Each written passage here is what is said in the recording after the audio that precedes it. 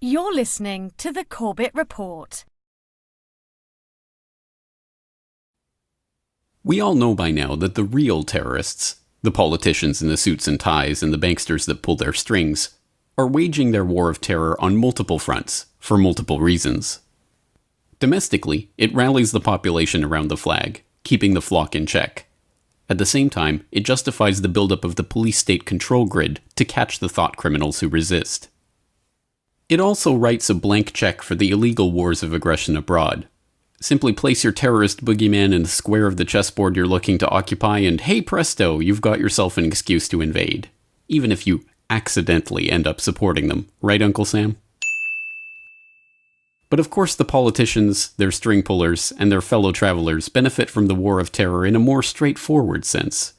They get to use the terror scares that they themselves create to drum up billions upon billions in the name of fighting the boogeyman.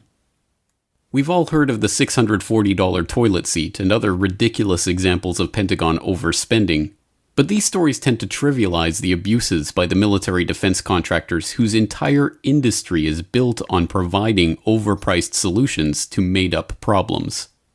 After all, the Pentagon itself just admitted it could cut $2 billion from its budget by shutting down some of the needless bases and defense facilities that have been built around the globe in the name of the American empire. But $2 billion is chump change. In the 15 years since 9/11, $1 trillion has been spent building up the police state in the American homeland itself. Meanwhile, the Defense Department has been spending over $600 billion per year maintaining the American military in the post-9/11 era. $4 to $6 trillion of that was spent on the Iraq and Afghanistan wars alone, the most expensive wars in U.S. history. Combined defense spending, including Homeland Security, DoD, State Department, defense-related debt interest, and other defense costs, have reached the highest levels in modern history over the past decade. From a Cold War-era high in the 1980s of $3,500 for every man, woman, and child in the United States, to a 1990s low of $2,500, the figure has since breached $4,000. Just look at the chart. It isn't hard to see exactly when the trend reversed, and the good times began to flow for the military-industrial contractors. It was 9/11, the birthday of the War of Terror and the new era of Homeland Security. There are other numbers we could throw in here. The billions upon billions in military aid sent to the co-perpetrators of the War of Terror, including the $38 billion that has been promised Israel over the next 10 years.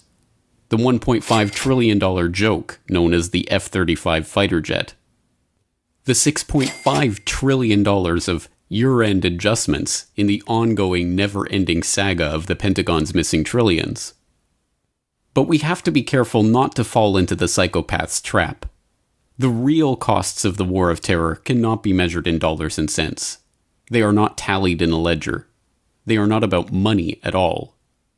The real cost is paid in blood. The blood of 1 million dead Iraqis.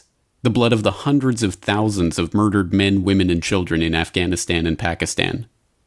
The blood that is being shed right now in Syria, in Libya, in Yemen, and in all of the countries that have crossed through the crosshairs of the NATO, American, and Israeli terrorists.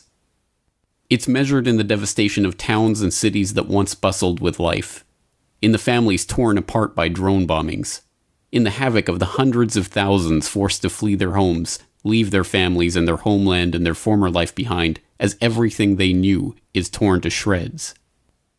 It's measured in the blood of the servicemen and women themselves, lied to, propagandized, and indoctrinated their entire lives, given a ticket out of grinding poverty by the military, shot up with experimental vaccines, and shoved into the meat grinder for tour of duty after tour of duty.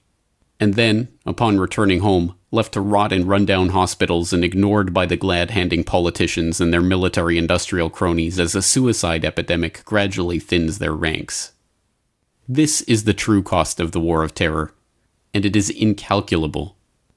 And none of it, absolutely none of it, will come to an end until the public stops believing the false narrative of the War of Terror and the lies that have brought it about.